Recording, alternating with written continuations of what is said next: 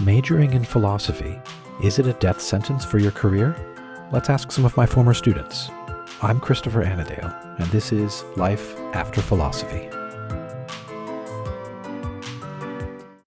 Welcome to Life After Philosophy.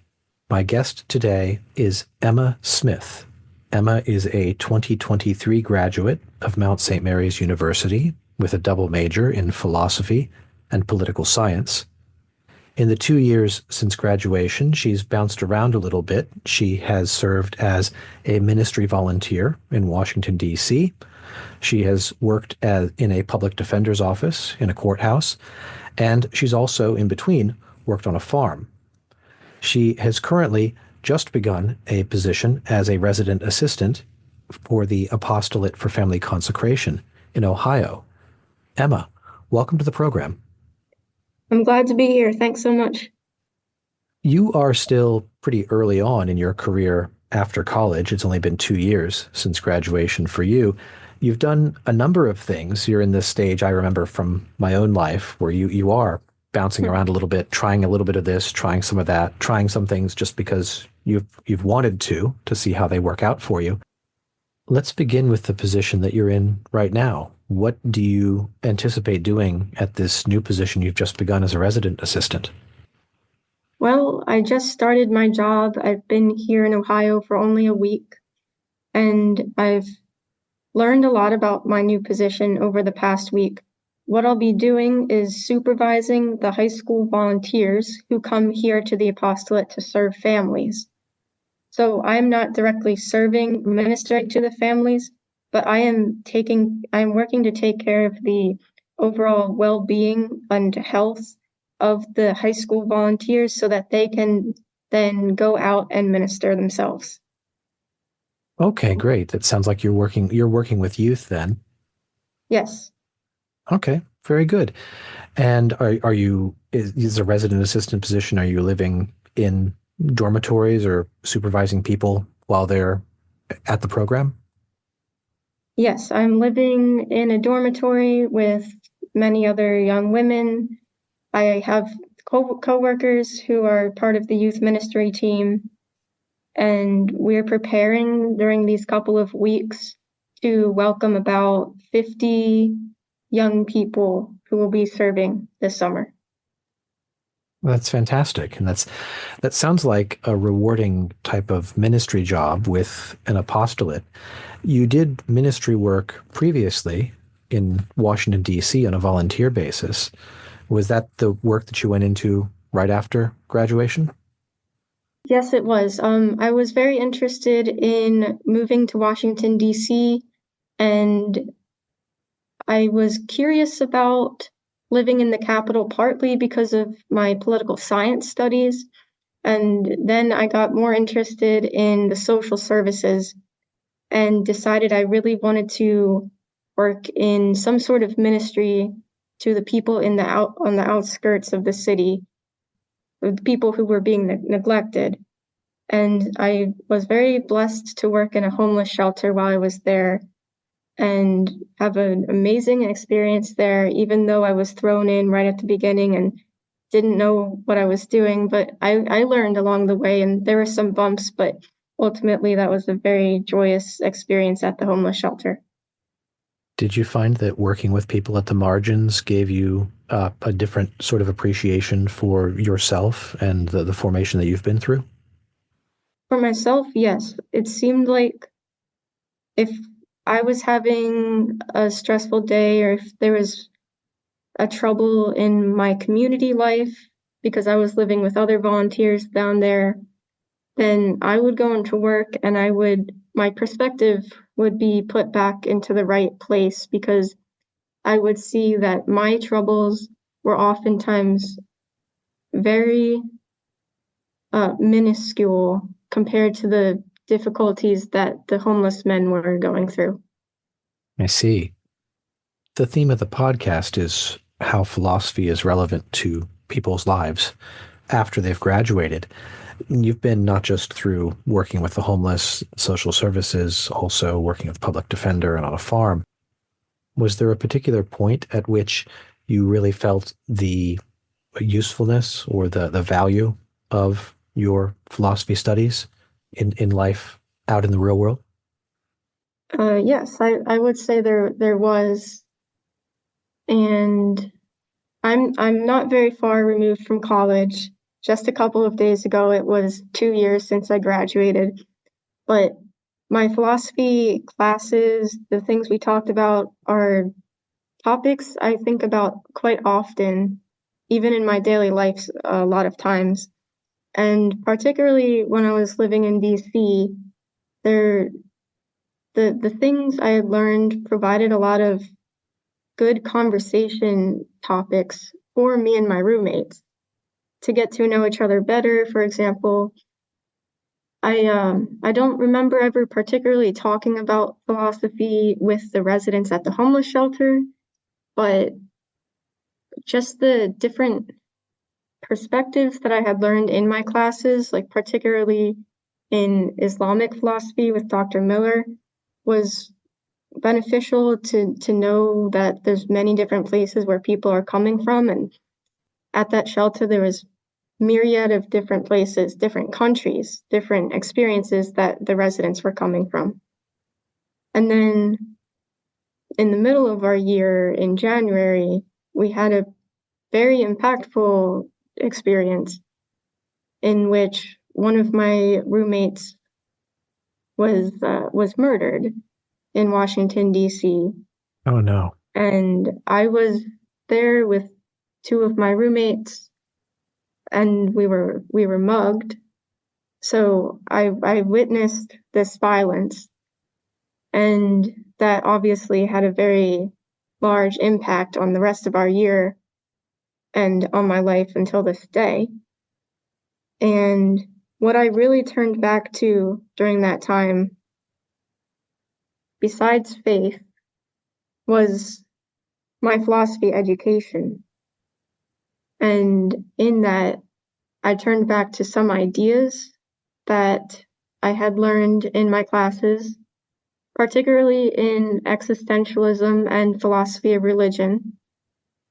And I also tried to lean into the relationships I had built with a couple of the philosophy professors. It sounds like a terrible trauma to have to carry and to recover from. And so I'm thinking about how to ask about this. Is there, I guess one question I could ask is there a way in which being somebody who's philosophically educated, who's been formed and shaped by this, not simply in terms of knowing things to talk about, but in terms of sort Mm. of being a different sort of Emma for having become philosophical, was there a way in which that strengthened you or gave you some resources to process all of this and to move through it? Yeah, sure. Um, the big point that my roommates and I kept coming back to in the weeks and the months following that, because we all stayed in DC, so we were all trying to process through this together, was the problem of evil and the question of why a good God allows suffering. And we often found that even though we were trying to rationalize, we were trying to make sense of what couldn't be made sense of, we were coming to some good thoughts about how God might try to bring good out of this, how even we were seeing some good come out of this. But we always came back to the ultimate conclusion that to some questions, there simply isn't an answer. And that was something that I had to learn to be comfortable with in this experience. But I am grateful that I also, during my college years, had some questions that relating to faith that I couldn't entirely come to a conclusion about. And through conversations in classes and with professors and with friends, I learned that there's not an answer to everything, and there is an answer to some things that we won't find out in this life. I particularly, after my friend was killed, particularly kept coming back to philosophy of religion, where we read a book called The Shack, in which the main character's young daughter is murdered, and everything is so senseless that he spends the rest of the book trying to make sense of what has happened. And ultimately, he does come to some comfort and concludes that there is some answer to that, but he can't entirely make sense of it. You described your journey as one of basically learning how to accept that there isn't an answer or not an answer that can be known. Is that something that you were able to help other people accept as well? Or did you find other people struggled more than you did with that particular question and perhaps that realization? I think we're all still trying to work on that in our own timelines. You mentioned the philosophy of religion course. Was the existentialism course also something that uh, came to your mind or brought some resources in terms of trying to work through all of this and find a way to become whole again? Oh, yes. One of the big things that we talked about in Dr. Hersey's existentialism class was the fact that in life we're all going to run up against suffering and pain, and that's inevitable. But the response on how we deal with that is entirely up to us. That even though someone might find themselves in difficult circumstances, the last of human freedoms is to choose one's attitude. I believe that's a quote from Viktor Frankl from Man's Search for Meaning, which we did not read in that class, but which I was inspired to read based upon what we were looking at in that class. We spent a lot of time in existentialism reading philosophers such as Friedrich Nietzsche and Albert Camus, and their ideas as well were what helped me through this time. Those were some of the notes that I went back to. Is Man's Search for Meaning a book that you would recommend to people who are in a situation that's in any way comparable to the one you faced? I definitely would recommend that book. There was a lot in there that is very honest. Frankl spent a couple of years in a concentration camp during World War II. And at one point, he actually decided to stay in the camp, even though he was given the opportunity to escape. But he decided to stay so that he could help his fellow prisoners get through that time. I didn't know that about Frankl. Wow. Emma, let me ask you next about your decision to leave DC and to move about in look for other things to do. How did that come about, and what was that transition like for you?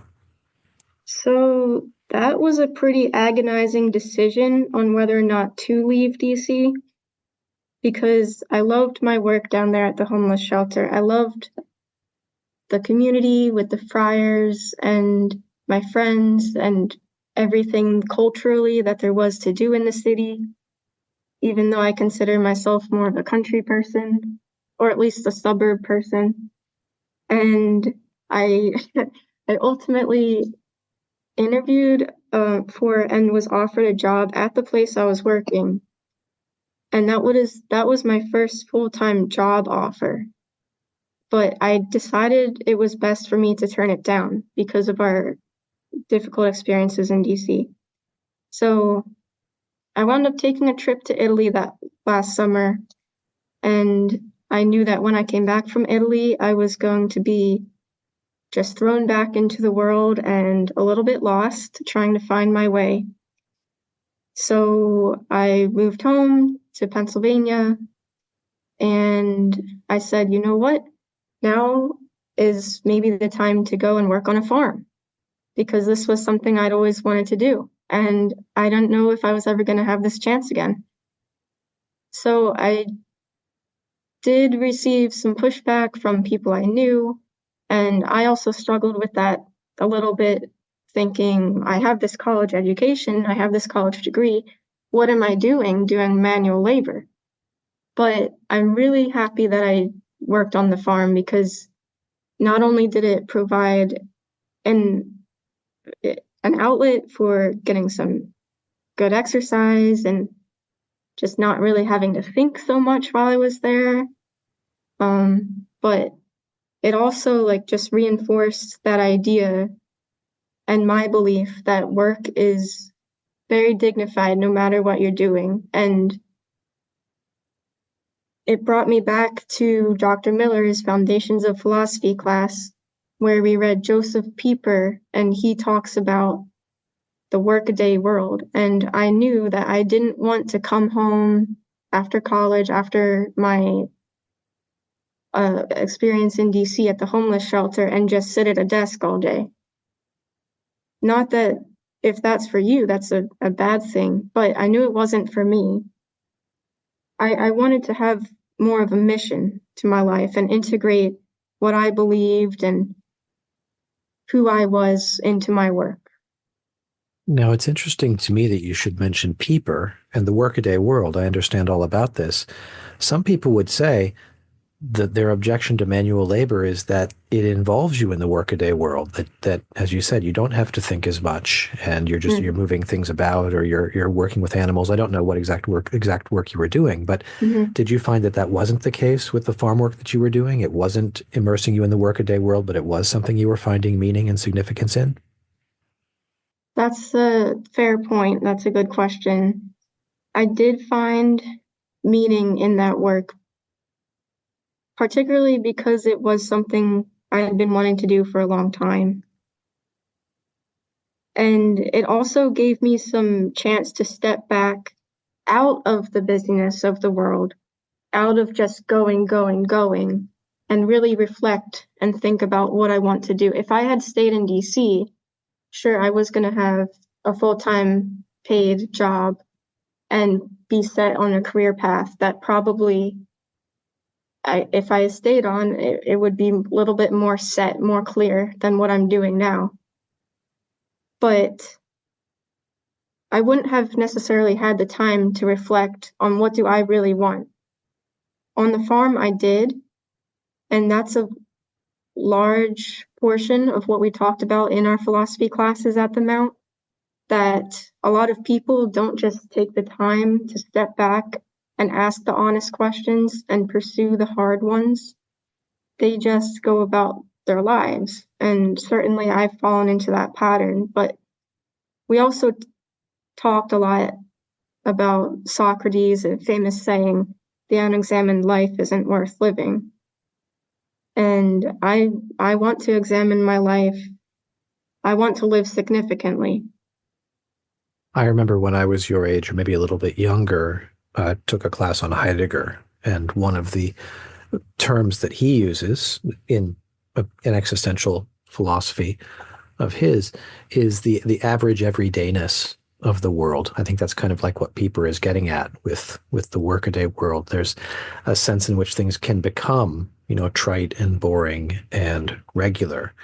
And it sounds like you've had two experiences at least, both working with the homeless and social services in the big city, and then almost at the sort of total opposite end of the scale, doing manual labor on a farm out in the country. That you've been able to find something there that's not the sort of regular 9 to 5 job. It's not routine. It's not boring. It's not anesthetizing. And you've moved on a little bit since then to other positions. Do you feel that you're looking for something, and that when you find it, you'll know that you found it? I really hope so. I mean, I can't keep bouncing around from job to job. So I'm very hopeful that I will find something that stirs my heart, keeps my mind active and engaged, and is work that I can just put my entire self into. So that's a lot of what I'm doing this summer also, is trying to, again, take time to continue to reflect and think about what I want, but also learn as much as I can about the different departments here at the retreat, and see if there's anything that I think would fit me. Do you feel that there's a sense of community that you're building up or that you're looking for, either with the place that you're at now or with other places that you've been? Yeah, today we had our staff introductions, so I also went up there on stage and introduced myself. And what I said, the reason I had come here was because I was looking for a family and a community in my work, not just at home. That's great. I know it's very early. You've only just started at this position, but I hope it's something that you find as time goes on. Let me ask you a more general question. One of the things that I can see now as a middle-aged man working with college students and people your age is there's a number of questions that come up about the sort of generational tasks or challenges that this particular generation faces in making the transition to adulthood. What's been your experience of adulthood? You've had some trauma, you've had some difficulty, you've tried out a number of things because you've wanted to. Is there a sense in which you feel you're moving towards the sort of the adult version of Emma out of school and out of the more structured environments that you've left behind? As much as I am loath to entirely become an adult, yes, I do have to say that I am moving towards that. I just turned 24, so I feel old now. Once I hit 25, I think it's done. But Oh, 25's not old, I promise. well, thanks. But last year was a really good way for me to kind of transition from college into the working world. I was a volunteer, but I was working 40 hours a week, and we were on our own for a lot of things. And yeah, we've had to deal with a lot of different struggles, and I'm just trying to figure out my place in the world and build a life for myself, whether it's in Ohio or back in Pennsylvania. Well, that's excellent. I certainly remember that time in my life, and I think it's a time in everybody's life where they spend some time, sometimes a short time, sometimes years, trying to find their place, especially their community, the group of people that they fit with, and can sort of settle down with and spread out their roots into, invest in, really with a significant part of themselves. So I trust that you're well on your way to finding that. Let me ask you the final question of the show, which is about the advice that you would give to somebody who was in your position, say, after your sophomore or junior year, when if somebody was contemplating maybe adding philosophy as a second major or taking Mhm. an extra philosophy class. Is there anything from your perspective now, 2 years beyond graduation, that might be helpful for them as they're thinking about their own lives? Sure.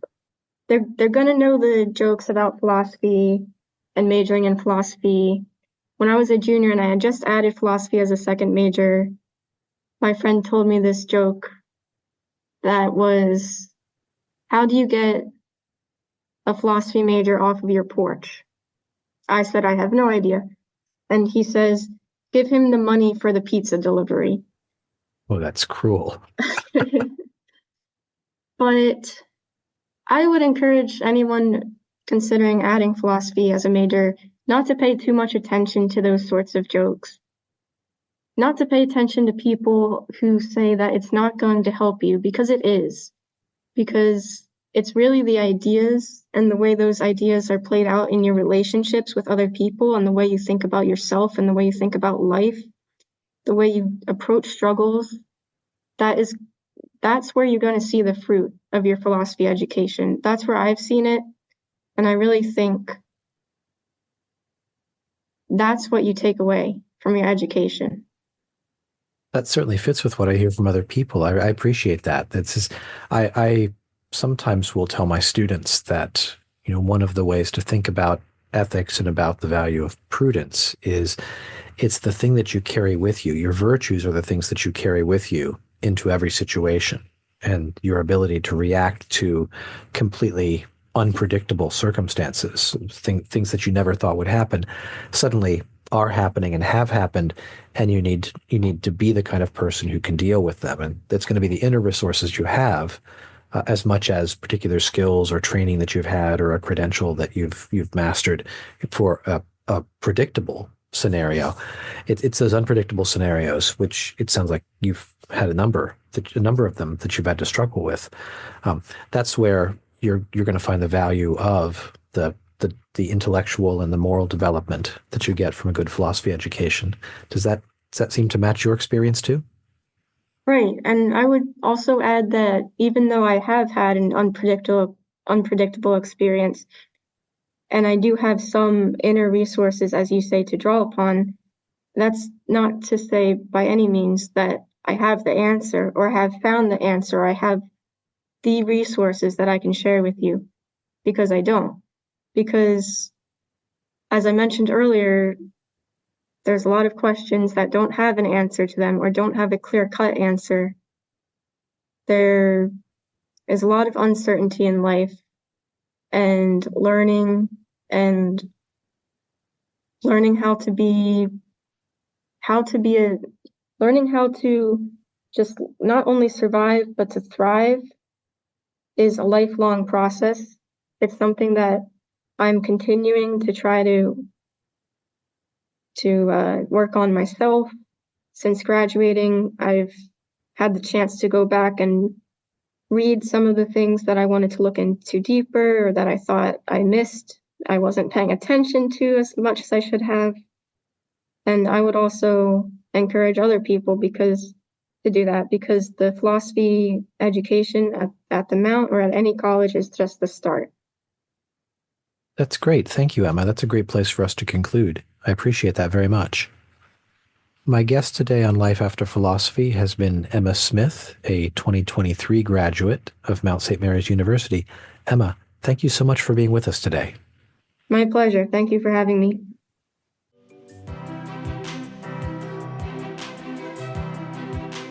Thank you for listening to Life After Philosophy. If you enjoyed the podcast, please rate it 5 stars and share this episode with a friend. I appreciate your support.